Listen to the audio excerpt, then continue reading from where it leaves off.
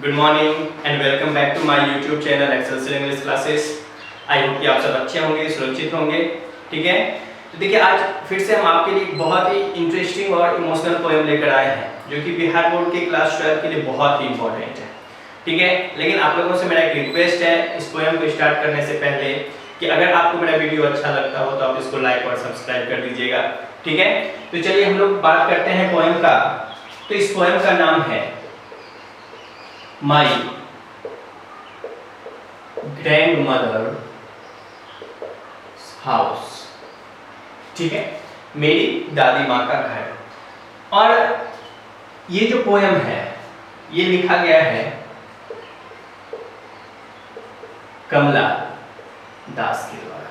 ठीक है, कमला दास एक भारतीय कवियत्री थी, इंडियन पोएटेस थी जो कि बहुत फेमस थी। और हम इस कविता को शुरू करने से पहले थोड़ा बहुत आपको कमला दास के बारे में बताते हैं जो कि आपके 12th में 1 मार्क्स क्वेश्चंस में पूछा जाता है। ठीक है, वो जो 1 मार्क्स का ऑप्शनल क्वेश्चंस होता है इसमें इसको कभी-कभी पूछ लिया जाता है।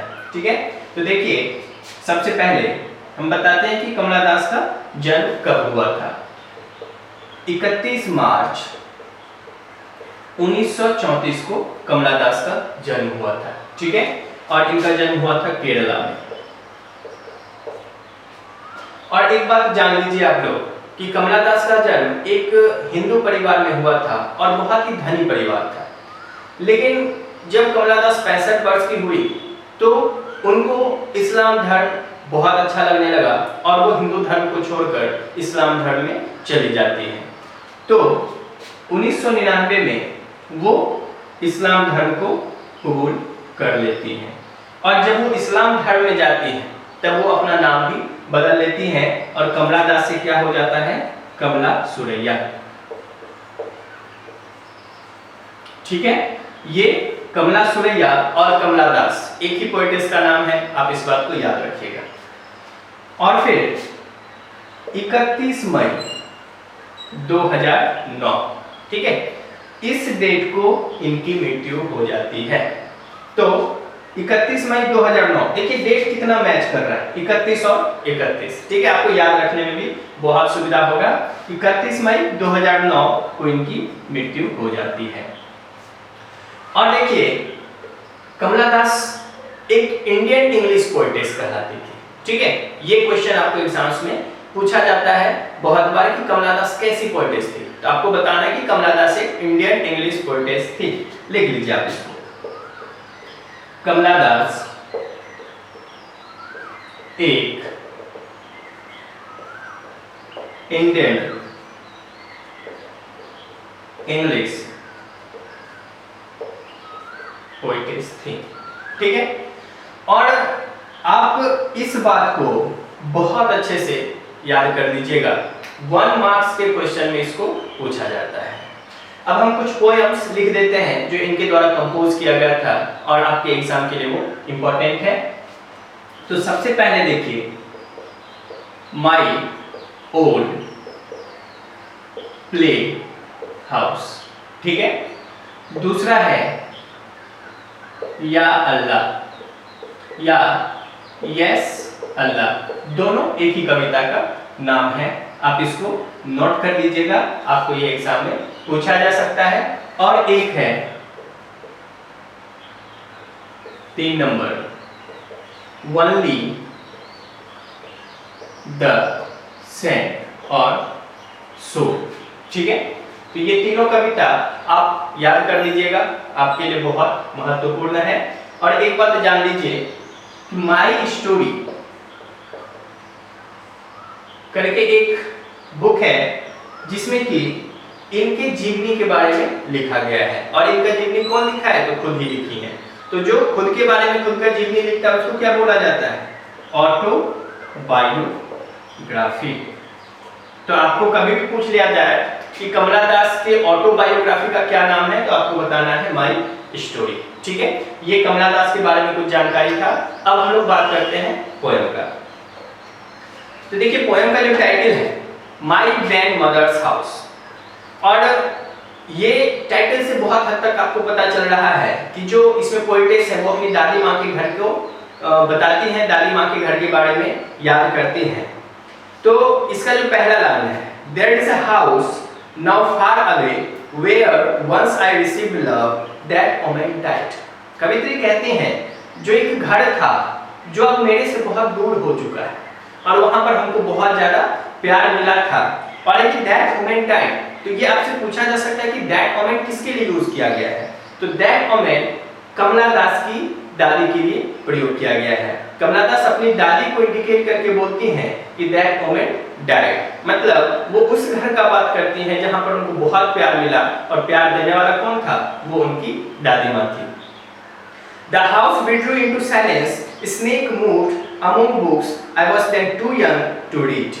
बताती हैं कि अब जो घर है बिल्कुल सूना पड़ गया है। House withdrew into silence मतलब बिल्कुल सूना पड़ गया है, वहां रहने वाला कोई नहीं है, उस घर को देखने वाला कोई नहीं है। Snake moved among the books. अब बोलती है, वो याद करती हैं उस सीन को कि जब एक कमरे में बहुत सारा किताब हुआ करता था और उस समय वो बहुत छोटी थी तो उस किताब को पढ़ नहीं पाती थी, लेकिन जब अब याद करती हैं उनको लगता है अब उस किताब के बीच में तो सांप रहता होगा। ठीक है, फिर आगे है and my blood turn like cold like the moon. वो बोलती कि अब उनका खून ठंडा पड़ जाता है चंद्रमा की तरह। क्यों ठंडा पड़ता है? How often I think of going there, मतलब जैसे ही वो उस घर के बारे में सोचती हैं, उस घर की तरफ जाने के बारे में सोचती हैं, वो बहुत विचलित हो जाती है। खून ठंडा पड़ना मतलब वो बहुत विचलित हो जाती है, बहुत परेशान हो जाती है, क्योंकि अब उनको लगता है कि अब तो वो प्यार हमको वहां पर मिलने वाला नहीं है, क्योंकि उनकी दादी तो अब है नहीं, और इसी वजह से वो बहुत ज्यादा परेशान हो जाती है। फिर आगे है to peer through blind eyes of windows और just listen to the frozen air. वो बोलती है, पियर मतलब होता है झांकना। वो एहसास करती हैं कि अगर हम वहां जाते भी हैं और अगर हम अपने खिड़की से अपने कमरे को झांकेंगे तो वहां पर सिर्फ और सिर्फ सन्नाहट सुनाई देगा, अकेलापन सुनाई देगा और कुछ भी सुनाई नहीं देगा। ठीक है, और आगे लिखती हैं इन वाइड डिस्पेयर।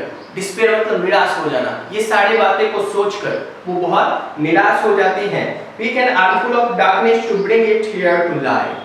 उनके सामने अंधेरा छा जाता है और वो बहुत उदास हो जाती हैं, बहुत निराश हो जाती हैं इन बातों को याद करके कि अब वहां पर उनको वो प्यार देने वाला कोई नहीं है। ठीक है, आगे देखिए, behind my bedroom door like a brooding dog you can not believe darling can you that I lived in such a house and was proud and loved. वो बताती हैं अब वो अपने कमरे को याद करते हैं जिसमें वो सोती थी, और बोलती कि अब वो इतना सूना हो गया होगा कि वहां पर कुत्ता भौंकता होगा।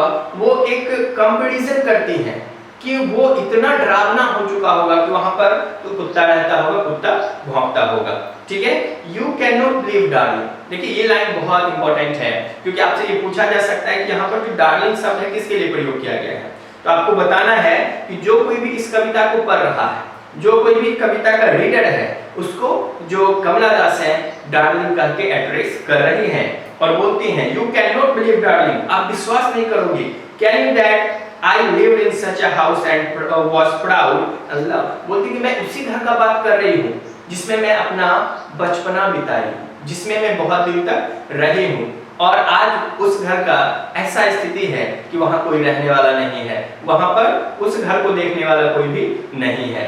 ठीक है, और बोलती हैं कि उस घर में रह के हम बहुत प्राउड फील करते हैं और उस घर को हम बहुत ज्यादा प्यार भी करते हैं।